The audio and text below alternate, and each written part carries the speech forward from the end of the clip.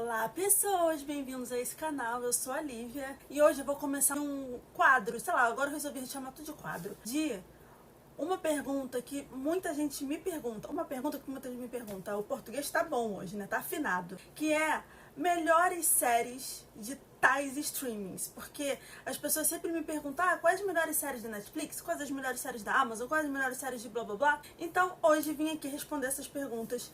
Eu não vou falar muitas séries de cada um dos streamings. E aí, cada vídeo eu vou falar de um desses streamings. Porque eu tenho esse vício por série, esse pequeno vício por série.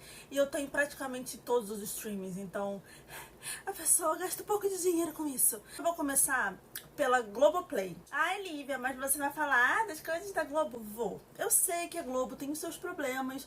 Porém, o que podemos fazer se ela faz produções boas? Então, não tem como não falar das séries que a Globo faz, porque depois que lançou a Globoplay, então, começou a vir mais séries muito boas. Então hoje eu falarei de algumas delas, algumas novas, algumas antigas, e vou começar por uma novíssima. Ela foi gravada toda durante o confinamento, que é a série Diário de Confinado. E essa série foi a primeira série totalmente gravada online. Teve toda a produção normal de qualquer série, só que tudo foi feito virtualmente, tudo foi trocado pelo computador, porque afinal estamos todos isolados. A série ela é roteirizada pelo Bruno Mazzeo e estrelada por ele também. E a direção é da Joana Jabassi, que é a esposa do Bruno Mazzeo, ou seja, já tem uma facilidade aí de ter a diretora e o ator morando na mesma casa. São 12 episódios de mais ou menos 10 minutos cada um. Conta a história de um cara que está confinado, ele mora sozinho. E ele fica confinado dentro do apartamento dele. E aí conta a relação dele com o confinamento, com todas as questões que o confinamento trouxe pra gente também, tá falando nessa série. Todas as participações, porque não é uma série só do Bruno, não aparece só o Bruno. Aparece também outros atores, todos pelo computador. A única pessoa que contracena com o Bruno mesmo é a Deborah Bloch, porque ela mora no mesmo prédio que o Bruno Mazzeo. Olha, que coincidência e que facilidade. O Bruno, por ser uma coisa muito nova, ele falou que ele resolveu chamar atores que eram mais próximos e outros também que ele sempre quis trabalhar junto e que ele nunca teve oportunidade. Então ele chamou como a Arlette Salles, a Renata Sorra, que faz a mãe dele, que tá muito boa, muito engraçada. E os amigos dele que ele chamou tem o Lúcio Maro Filho, óbvio que a gente fala de Bruno, mas eu já penso no Lúcio Maro Filho. Lázaro Ramos, também tem o Marcos Caruso. E não é uma série de comédia totalmente, porque a gente fala em Bruno, mas eu já penso em comédia, mas também tem momentos reflexivos. A maioria é comédia, mas tem muita coisa pra refletir, até porque tá falando de confinamento. Não tem como a gente falar do confinamento e não refletir um pouco em cima disso. Outra série que, assim, essa é um clássico. Se alguém ainda não assistiu, eu não sei como, porque você precisa assistir, isso é uma falha no seu caráter, que é Os Normais, que tá lá na Globoplay, uma série que passou na Globo, 2001, 2003, já faz tempo. Teve 3 temporadas, só 3 temporadas, gente, eu achei que tinha tido muito mais. E a história do Rui e da Vani, que é o Luiz Fernando Veríssimo e a Fernanda Torres maravilhosa, que são noivos, e é hilário, é maravilhoso, com o roteiro da Fernanda Young e do Alexandre Machado. Os Normais é um clássico nosso maravilhoso. Eu acho que é uma das séries mais engraçadas e mais incríveis que a gente tem. O próximo, vamos dos extremos, né, que temos uma comediona, tipo Os Normais, e um dramão, que é a Sessão de Terapia. A Sessão de Terapia é uma série que ela é de Israel, e ela teve versões no mundo inteiro de tanto sucesso que fez essa série. Aqui no Brasil ela foi dirigida desde o começo pelo Selton Mello, ela passava no GNT, teve 3 temporadas no GNT, começou em 2012, foi até 2014 e parou. Qual é a história de Sessão de Terapia? Deixa eu explicar primeiro. É um terapeuta, cada um dos dias ele atende uma pessoa diferente, então são 4 histórias por semana, e aí no último dia é sempre ele consultando a própria terapeuta. E eu assisti a primeira temporada, eu amei a primeira temporada, eu não vi depois mais, mas mesmo sem ter visto o resto, como a primeira temporada foi muito boa, eu tenho certeza que todas as outras são muito boas também, porque todas foram dirigidas pelo Selton Mello, e da primeira à terceira temporada o terapeuta é o mesmo, só que ele acabou em 2014 e ele voltou agora, ano passado, em 2019, com o Selton Mello como terapeuta, outro terapeuta com outros pacientes. As histórias são muito interessantes. Tem uma comediante que tá com depressão, tem uma senhora idosa que perdeu o marido, tem uma adolescente que é filha de um relacionamento interracial e aí ela sofre bullying por causa disso e por outras questões também. E tem um cara que ele começa, à medida que ele vai ascendendo profissionalmente, ele começa a perder o interesse pela mulher dele. Então, assim, são histórias muito interessantes e histórias muito identificáveis. E o jeito que o Selton Mello dirige é muito sensível, é muito delicado, sabe? Toca em questões muito reais. Gente, a Lívia do Futuro que tá aqui editando esse vídeo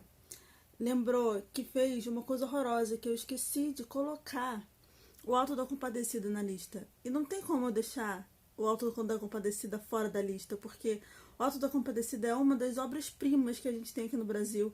E eu considero como uma série, porque teve um filme, mas o filme foi feito da série. Então, o Auto da Compadecida não pode ficar fora das melhores séries da Globoplay. Por isso eu tive que fazer essa intro aqui do futuro, com esse cenário horroroso aqui, essa luz horrorosa, porque eu não podia ficar de fora não, gente. E é isso, agora volta pra programação normal. A próxima série é a minha favorita dessa lista, com toda certeza, até mais do que os normais. É dos mesmos roteiristas, que é a Fernanda Young, foi um dos últimos trabalhos da Fernanda Young, inclusive, e do Alexandre Machado, e é Shippados. Que, se você me segue no Instagram, inclusive se você não me segue, segue lá, é Lívia Sem Acento Brasil. Eu já falei muito sobre essa série no Instagram, porque eu fiquei completamente apaixonada. Essa série do ano passado, mas eu assisti só esse ano. Foi um erro, tinha que ter assistido antes pra poder rir antes e me emocionar antes e ouvir aquelas músicas, que a trilha sonora é maravilhosa. Foi a partir daí que eu fiquei completamente apaixonada pelo Eduardo Sterblich. Não sei falar esse nome, Eduardo Sterblich. E é uma série muito incrível. Ela tem um roteiro perfeito, ela tem diálogos incríveis, ela tem atuações ótimas, ela tem uma história legal. Eu gosto de séries que os diálogos e as trocas são mais naturais, assim, uma coisa mais dia a dia, sabe? Mais vida normal, não é aquela coisa muito meio pomposa. Eu gosto de coisa mais real. E essa série é muito assim. Além do Eduardo Sterblich, que eu já falei, tem a Tata Werneck, que é outra protagonista junto com ele. E ainda tem a Júlia Rabelo, o Rafael Queiroga, o Luiz Lobianco, a Clarice Falcão e a Yara Denovaz, que faz a mãe da Tata Werneck, que tá maravilhosa. Eu não conhecia ela antes dessa série e agora eu virei fã, porque ela tá muito boa.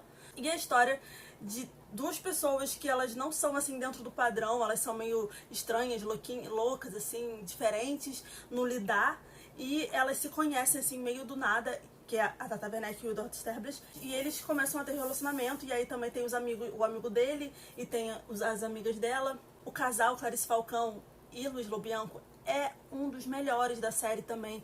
Eles são muito engraçados, eles são dois nudistas. O Luiz Lobianco mora com o personagem do Eduardo Sterblich, só que a Clarice Falcão, que é a namorada do Luiz Lobianco, tá sempre lá, e eles estão sempre pelados em casa, e isso é muito legal também, tratar com naturalidade o corpo nu, sabe? E um corpo nu que não é perfeito. São vários temas muito interessantes, dá muita felicidade em saber que essa série é brasileira, sabe?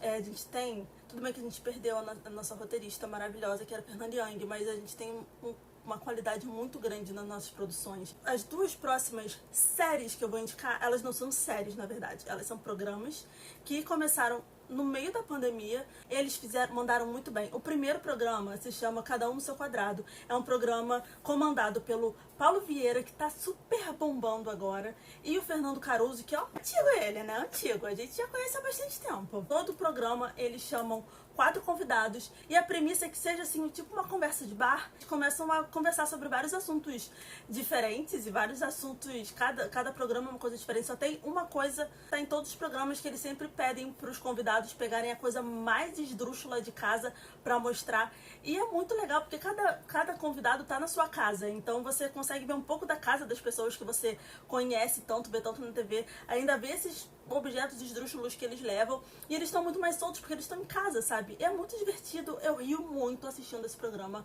muito engraçado. Já tá no 7º episódio, sai toda sexta-feira, e ele tem em média assim uns 35 minutos cada programa, mas você nem sente passar. Falando a verdade, você não sente passar de tão engraçado que você não para de rir. 1 minuto é muito bom. Tem os convidados muito engraçados também. Já teve Marisa Hort, já teve o Bruno Mazeu, já teve o Lúcio Mauro Filho, já teve muita gente legal, e eu estou esperando os próximos. Faltam 2 episódios novos que já saíram e eu não vi, e eu tô louca pra assistir. Outra pessoa que também sabe levar muito bem tanto os convidados quanto o público, porque esse programa tem público, apesar da plateia ser toda virtual, é Eduardo Sterblich. Não tem um talk show, o talk show.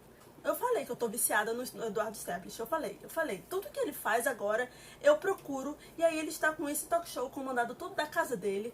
E aí ele tem 2 convidados a cada programa. E também tem uma plateia virtual. E você pode participar da plateia virtual. Toda segunda e sábado ele grava esses programas. Você pode se inscrever para participar dessa plateia virtual. Depois eles juntam essas 2 gravações, porque cada um desses programas, né, cada uma dessas gravações de segunda e de sábado é com um dos convidados, e fazem um programa que sai toda sexta-feira na Globoplay. Até agora já teve 11 episódios, e cada episódio tem mais ou menos meia hora cada um também. E ele se consiste em, primeiro ele fala com a plateia, ele conversa um pouco com cada um da plateia, ele conversa com as pessoas pelo Instagram também. Depois tem um comercial que... foi daí que saiu o famoso meme da Cabeleleila Leila, desses comerciais desse programa. Porque eles são comerciais inventados, que eles fazem. Quando volta do comercial, e aí tem a entrevista com os 2 convidados. Depois, no final, tem um comercial de novo. É muito engraçado, o Eduardo é muito doido. Ele sabe conversar muito bem. Até hoje tiveram vários convidados, assim, muito famosos. Já teve Pablo Vittar, que foi de onde saiu o meme também, da Pablo Vittar, falando de como que ela faz pra parar uma briga no show dela. Assistam. Eduardo Stablish não tem talk show, o talk show. Essas são as séries que eu acho que são as melhores da Globoplay. E talvez, quem sabe, vai que mais pra frente eu tenho outras séries também que eu acho muito boas da Globoplay, então eu faço outro vídeo. Eu vou continuar com esse quadro aos finais de semana. Cada dia, sábado, domingo, vai ser um streaming diferente que eu vou falar. Coloca aqui embaixo todos os streams que vocês querem que eu fale. Se vocês gostaram, curte esse vídeo e também fala qual dessas séries, se você já viu, qual que você mais gostou. E se inscreve no canal, não esquece. Beijo e tchau!